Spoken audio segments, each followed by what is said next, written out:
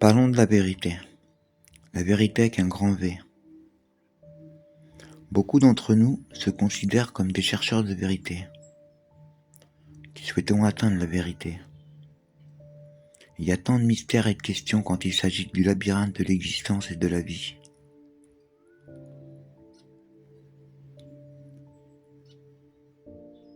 Et nous souhaitons nous débarrasser de ces mystères et de ces questions.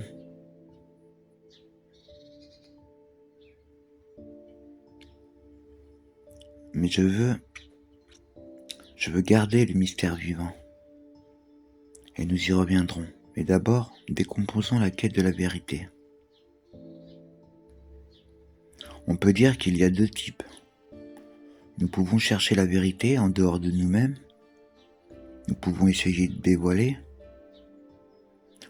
certaines vérités ou découvrir certaines réalités dans notre système politique ou économique, dans l'industrie, du divertissement,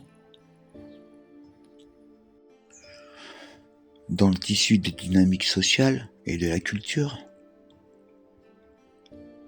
La plupart du contenu des chercheurs de vérité est consommé à chercher ce qui est à l'extérieur. Nous pouvons chercher la véritable histoire qui a été voilée par une série de mensonges.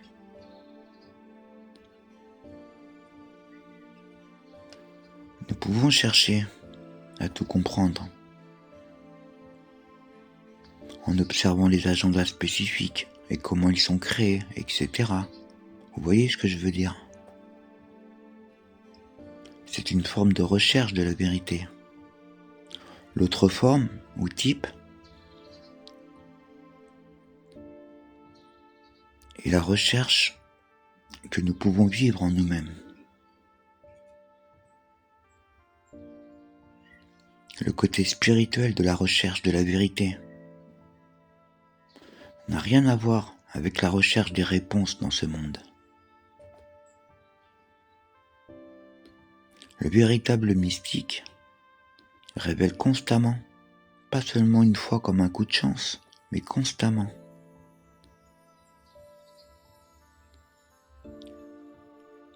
Il dévoile la qualité même de la conscience qui l'habite.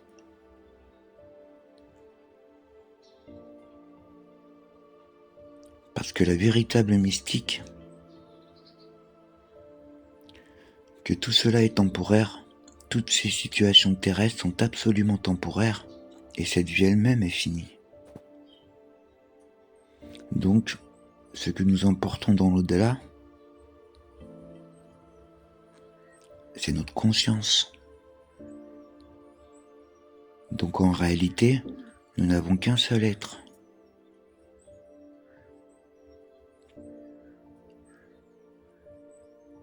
Être responsable, c'est envers nous-mêmes. Maintenant, bien sûr, il y a beaucoup qui voient Dieu ou le divin existant sur une sorte de piédestal, séparé de nos misérables et corrompus moi.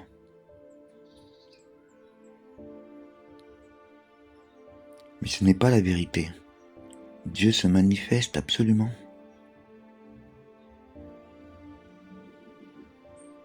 Dans ma vie, dans ta vie. Le divin est incarné en toi et en moi. Nous serons donc toujours connectés au divin. Et la façon dont nous pouvons savoir ce que le divin pense de nous n'est pas de demander à l'extérieur ou de chercher dans les livres, mais de prêter une attention claire à notre intuition et à votre conscience. Nous avons tous une intuition et une conscience, toutes deux qui nous guident à agir d'une manière qui soit à la fois authentique et en accord avec les valeurs que nous portons intrinsèquement au plus profond de nous.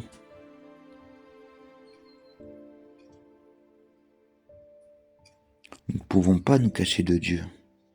Beaucoup de religieux le disent, et de même, nous ne pouvons pas nous cacher de nous-mêmes, de notre propre conscience, de notre incomplétude.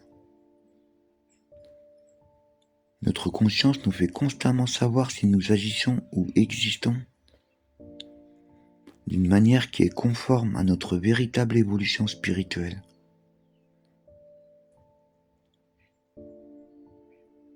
Ainsi, nous pouvons en réalité chercher que nous-mêmes, avec sincérité. Lorsque nous réalisons qu'il existe cette relation menée avec le divin, elle ne commence pas et ne se termine pas non plus. Nous sommes tous liés au fait que notre conscience est éternelle. On ne peut pas fuir, on ne peut pas se cacher. Nous sommes entrés dans ce monde avec beaucoup de bagages karmiques. Et ces bagages karmiques se manifestent non seulement dans nos expériences microcosmiques, mais aussi dans le macrocosme.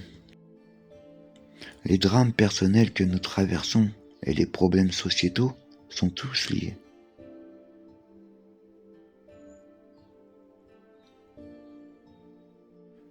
Tout ce désagrément a en réalité un but. Ce n'est pas là pour vous faire sentir impotent ou simplement désillusionné. Le but de toute cette boue et de cette laideur est que nous puissions affronter notre propre boue et laideur.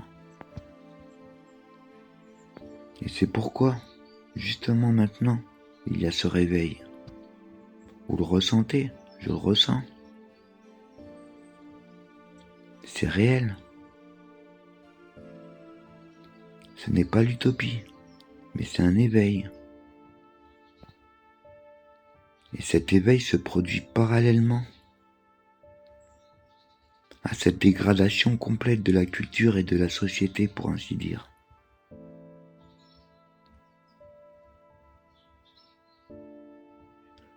Cela me dit que la seule façon dont nous pouvons vraiment nous éveiller à ce qui est authentique est la seule façon dont nous pouvons réellement atteindre l'or, au bout de nos propres arcs-en-ciel, et d'être secoué de l'extérieur vers l'intérieur. Beaucoup d'entre nous sont devenus spiritualistes, où nous sommes devenus plus attentifs aux soi-disant questions spirituelles transcendantes, à travers la destruction des illusions par exemple. Nous réalisons que la Terre est plate. Nous réalisons que le monde n'est pas ce que nous pensions. Et bien sûr, nous pourrions nous mobiliser pour cette cause. Ou cette cause-ci. Nous pourrions vouloir protester, nous fâcher et pointer du doigt des méchants. Mais tôt ou tard, beaucoup d'entre nous arrivent au point où nous tournons cette quête de vérité d'ici vers l'intérieur. Je me préoccupe moins de la malveillance extérieure que de la malveillance en moi-même. Je me préoccupe bien moins de la déficience qui existe évidemment dans ce monde que des inclinations même que je sais avoir. Oh, qui mènent à de grandes réalités et résultats.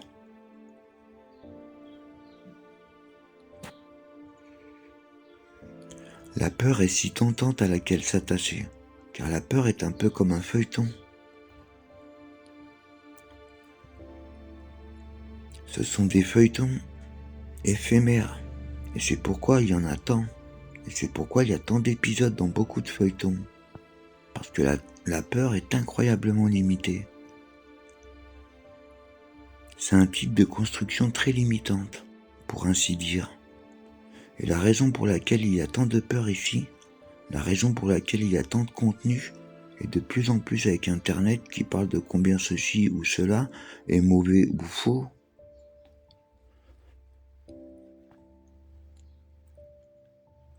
c'est parce que cette matrice nous teste.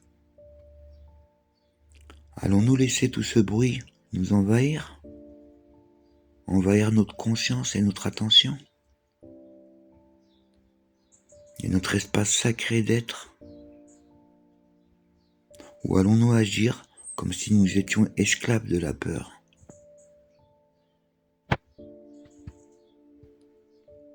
Maintenant, je sais qu'il y a beaucoup de corvées ici. Il y a un quotidien. Les circonstances ne sont pas très utopiques. Mais nous ne sommes pas plus contrôlés par ce monde que la peinture que nous mettons sur ce monde avec notre propre.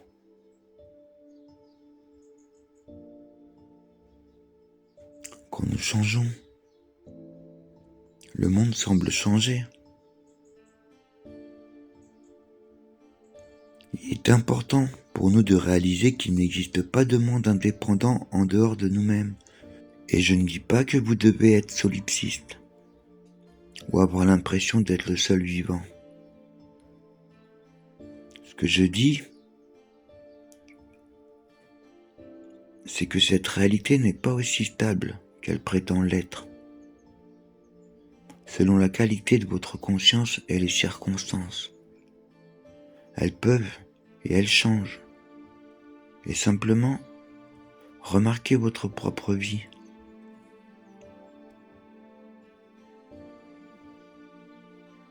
Quand la quantité de votre conscience va ici ou là, la réalité semble suivre, n'est-ce pas?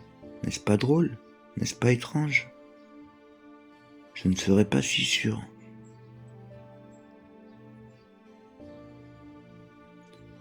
Cette réalité,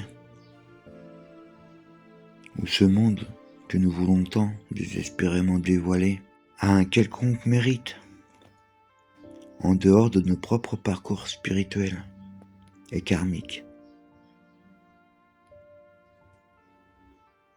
Peu importe ce que vous croyez ou ne croyez pas, au final, cela ne devrait pas avoir de conséquences. Nous pouvons philosopher autant que nous voulons. Nous pouvons être d'accord sur ceci ou cela. Nous pouvons dire que je défends l'amour, que je défends la compassion, que je défends les bonnes choses. Et pourtant, tant que nous n'incarnons pas ces philosophies, tout ce que nous faisons, c'est philosopher. Nous ne ridiculisons pas nous-mêmes. Et nous avons le droit d'être fous. Je suis en effet un fou, et je continue d'être un fou, malheureusement. Ou peut-être pas si malheureusement. Peut-être que je veux être un fou, qui sait. Alors je souhaite réaliser. Et pour réaliser, je ne peux pas être si obsédé par la résolution des mystères. Je veux danser avec le mystère, en fait. Je veux courir ou danser dans les bras de la mort, sans tout avoir compris. S'agit-il de tout comprendre? Ou s'agit-il d'être l'étincelle même de la divinité qui s'élève comme un oiseau, qui danse comme une ballerine? Je parle de danser tellement. Oui, ça serait agréable d'être une ballerine. Oh, mais malheureusement, je n'ai pas cette qualité, la beauté pour ça. Allez, à bientôt les amis.